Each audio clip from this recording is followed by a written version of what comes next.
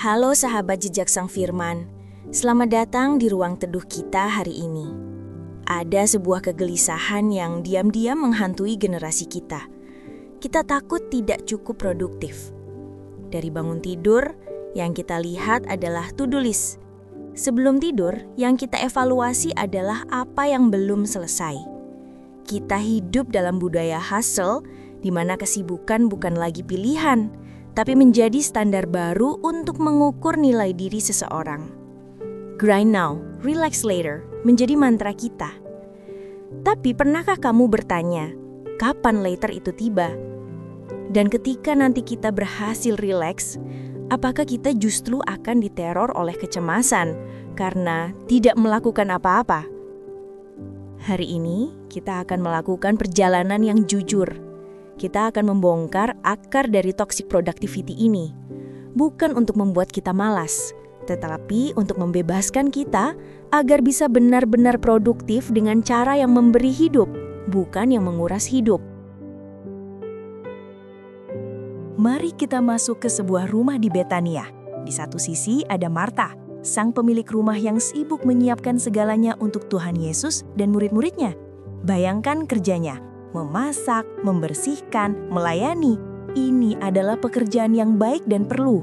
Di sisi lain, ada Maria yang memilih untuk duduk diam di kaki Yesus. Sekarang, mari kita jujur. Di dalam hati kita, suara mana yang lebih keras? Suara Marta yang sibuk melayani atau suara Maria yang diam mendengarkan? Reaksi Marta sangat manusiawi. Tuhan, tidakkah engkau peduli? Suruhlah dia membantu aku. Dia merasa benar karena dia yang bekerja keras. Dia bahkan mencoba menyuruh Tuhan Yesus untuk mendukung agenda produktivitasnya. Tapi lihat respon Yesus sangat dalam. Marta, Marta, engkau khawatir dan menyusahkan diri dengan banyak perkara. Tetapi hanya satu saja yang perlu. Maria telah memilih bagian yang terbaik yang tidak akan diambil daripadanya. Lukas 10 ayat 41-42. Yesus tidak menyalahkan pelayanannya. Dia menyoroti banyak perkara yang telah menyusahkan hatinya. Akar masalahnya adalah kecemasan yang telah menggerogoti motivasi pelayanannya. Maria telah memilih bagian yang terbaik, yaitu kehadiran. Ini adalah fondasi yang sering kita lewatkan. Produktivitas sejati tidak dimulai dari aksi, tetapi dari keheningan dan kehadiran penuh di hadapan Sang Sumber. Jika konflik Maria dan Marta terasa seperti teguran halus, maka kita pengkhotbah adalah palu godam yang menghancurkan ilusi kita tentang kesibukan. Ditulis oleh Raja Salomo, orang paling bijaksana dan terkaya pada zamannya, yang telah mencoba segala sesuatu untuk mencari kepuasan. Dia mencoba kebijaksanaan, Pengkhotbah 1 ayat 18, tapi menyimpulkan, karena di dalam banyak hikmat, ada banyak susah hati. Dan siapa yang memperbanyak pengetahuan, memperbanyak kesedihan. Dia mencoba kesenangan dan kekayaannya. Pengkhotbah 2 ayat 10-11. Tapi hasilnya, segala sesuatu adalah kesia-siaan dan usaha menjaring angin. Bahkan kerja keras dan pencapaiannya yang hebat pun, Pengkhotbah 2 ayat 18-19, membuatnya frustasi. Karena harus ditinggalkan untuk orang yang mungkin tidak mengertinya. Apa pelajarannya? Di luar hubungan dengan Tuhan, semua pencapaian kita, semua kesibukan kita pada level terdalamnya adalah kesia-siaan. Ini bukan berarti kita tidak boleh bekerja keras. Ini adalah peringatan bahwa jika kita menjadikan pekerjaan dan produktivitas sebagai sumber makna hidup utama, kita akan berakhir dengan kehampaan, seperti menjaring angin. Nah, lalu apa solusinya? Apakah kita jadi pasif? Sama sekali tidak. Alkitab justru mengganti paradigma produktivitas duniawi dengan konsep berbuah yang ilahi.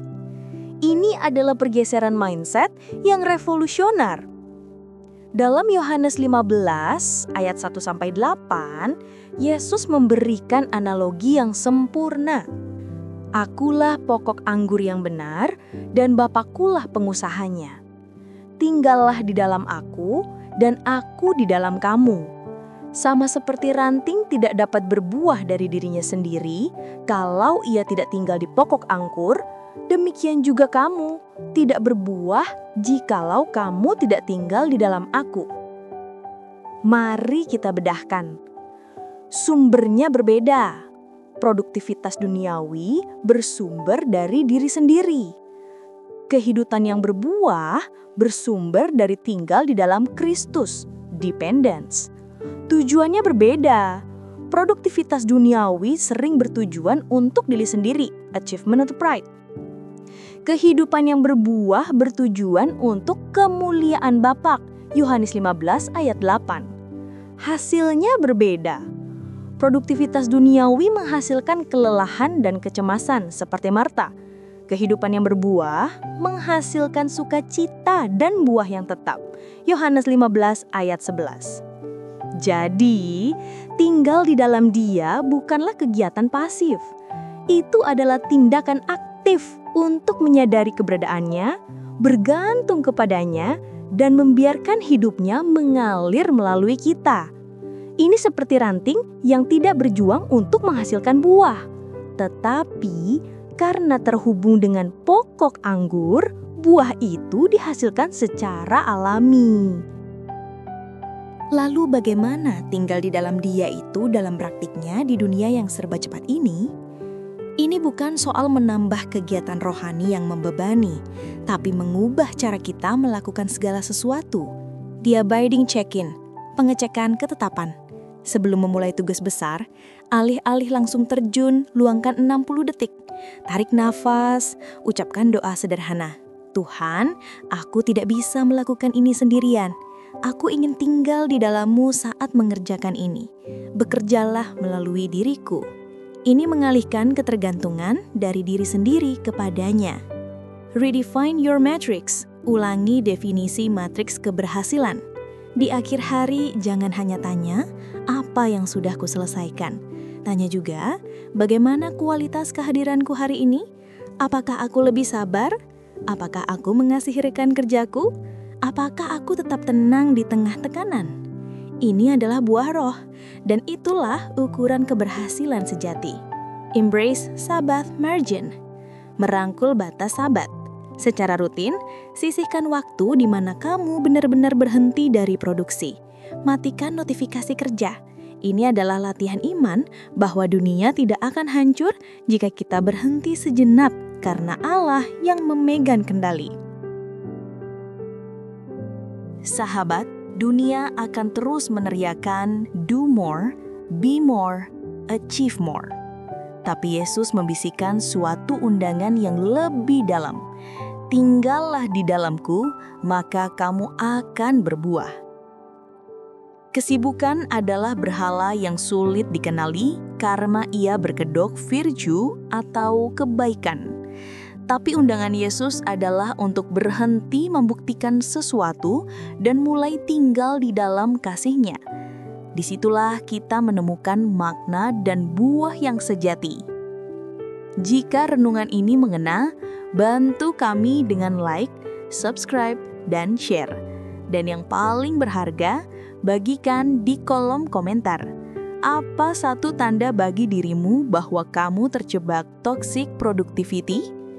Apakah itu sulit tidur, mudah cemas, atau lupa berdoa? Mari berbagi dan saling mengingatkan. Terima kasih, sampai jumpa di Jejak Sang Firman berikutnya. Tuhan Yesus memberkati.